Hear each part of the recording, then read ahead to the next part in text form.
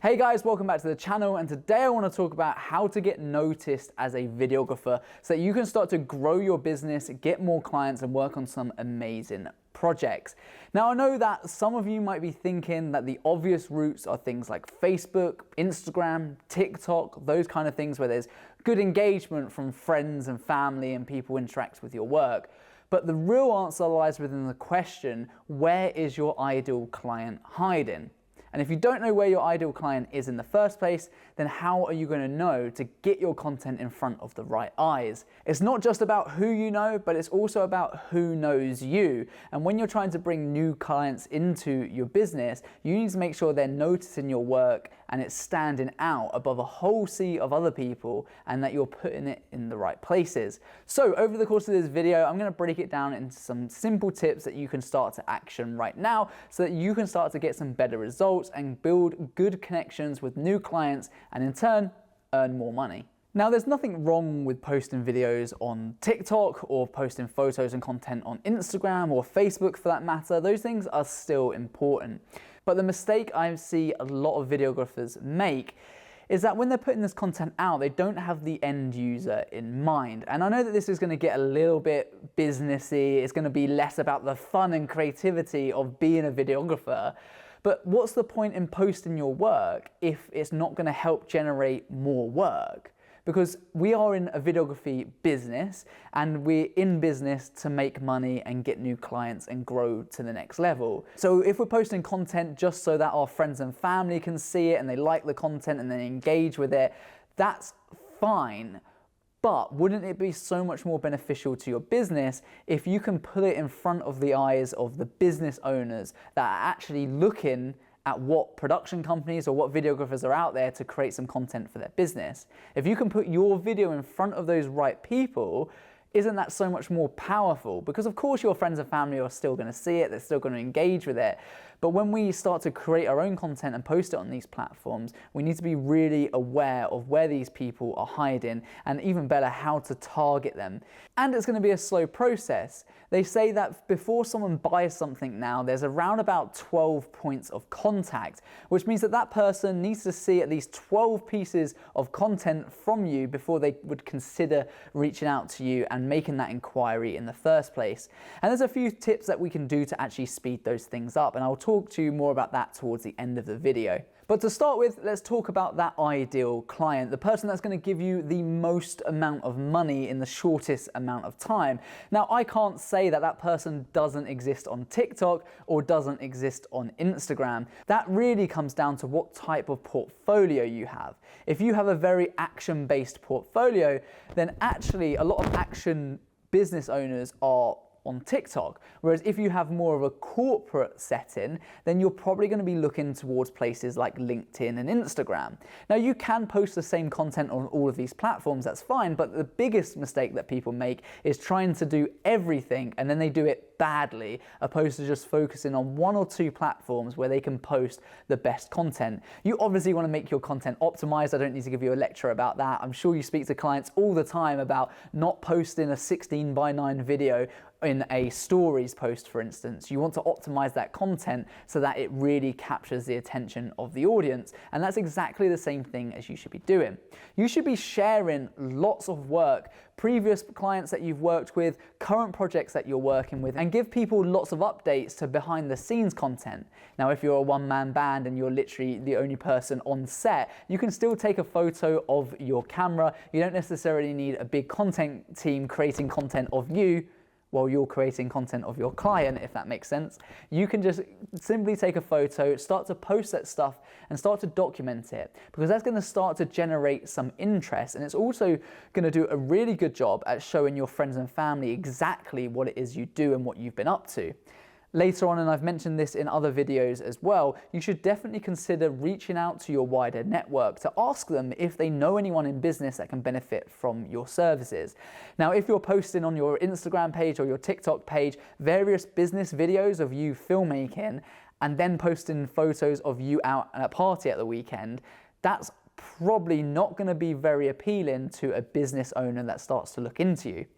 Nor is it going to fill your friends and family with lots of confidence when they come to refer you to a friend of theirs that has a business. That's going to be quite an off-putting image. So again, I always recommend to people, if you want to get noticed, you need to get noticed for the right reasons. You need to make sure that the content that you're putting out serves a good purpose. Behind the scenes content works really well, and making sure it's optimized for that platform. And this is a really big mistake that so many people just overlook, or they are just not doing it efficiently. I see lots of people that put out content on their Instagram pages and they look really nice, but they're not serving any kind of purpose. And this is a really simple yet big mistake that a lot of people make, because there's no point in posting content, again, if it's not gonna work for you. You need to make sure that content is working for you and getting people engaged in your business. They're following, they're liking, they're subscribing, they're contacting you to see if we can work together. You don't wanna just be posting content for the sake of it, because it's kind of just wasting everyone else's time too. And another big tip is to not post the same content on every single platform.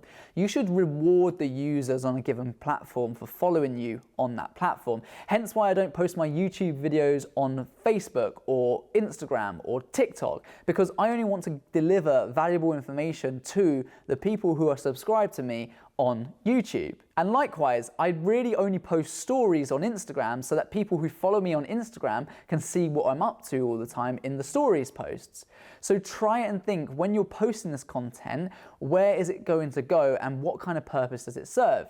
If you think that a lot of your clients that you've done work for recently or at the moment are on TikTok and they're actively using TikTok, then go down that route. That's definitely a good place to be. For me, I actually know that a lot of my clients are on LinkedIn and Instagram, so we focus more on those areas. And this all comes down to doing just a little bit of market research. If you have the luxury of working with clients at the moment, then just ask them, what kind of things do you do at the weekend? Whereabouts do you go on holiday? If you start to paint a better picture of who they are as a person, you'll start to see some similarities between different clients.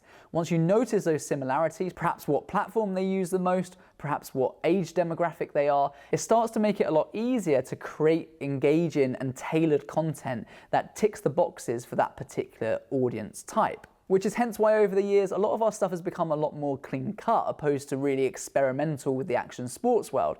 Now, of course, we still film a lot within action sports, but the majority of our clients are more over towards the corporate side of things. And there was a huge amount of similarities between some of their habits and also the action sports habits. Particularly marketing managers and business owners are the people that we deal with the most. So that tailors our content, and we start to make that shift throughout our Instagram page and our LinkedIn page, because that is where our audience are. And I just want to end it on this final note. Don't chase the likes. It's not about that. The reason that we've set out our pages in a certain way is not to generate likes, but to make it the most inspiring place for a potential client to visit, to look at your Instagram feed or your TikTok feed or whatever it is and be like, wow, this looks really impressive. I would like to work with this brand. And I've had so many jobs come through LinkedIn where I've posted a video, it might have got 5 to 10 likes or something really, really small. And then someone's ring us up in a couple of weeks' time and they said, oh yeah, no, I saw the video you did on LinkedIn. And you think, well, you didn't like it. So you can't always say for certain that just because people aren't liking your content, that they aren't liking your content. Because generally speaking, they probably are. And again, you're just waiting for those 12 touch points. So to summarize the main tips for this video, don't post on every platform, just focus on the ones that are most relevant to you. Post behind the scenes content and lots of videos that you're working on at the moment to inspire people to send you a message and want to work with you. And also spend a bit of time and look at the demographics of the people you work with at the moment, what kind of things they like, because the better understanding you have of them, the more chances you've got of making a sale and actually connecting with that person. I hope you found this video useful. We are very good at making brands and businesses stand out, but as filmmakers, sometimes we're not very good at getting noticed ourselves or making sure our content works for us. If you have found any value in this video at all, please hit the subscribe button. It's the only way you can let us know that we're doing a good job, and therefore we'll keep creating really valuable videos. Let me know in the comments if there's anything you'd like to see on this channel. And if you are just starting your videography business or you want to take it to the next level, then have a look at this video right here. It is packed full of so much valuable and actionable information that you can start doing right now to make sure that 2022 is the most successful year ever. Until next time, peace.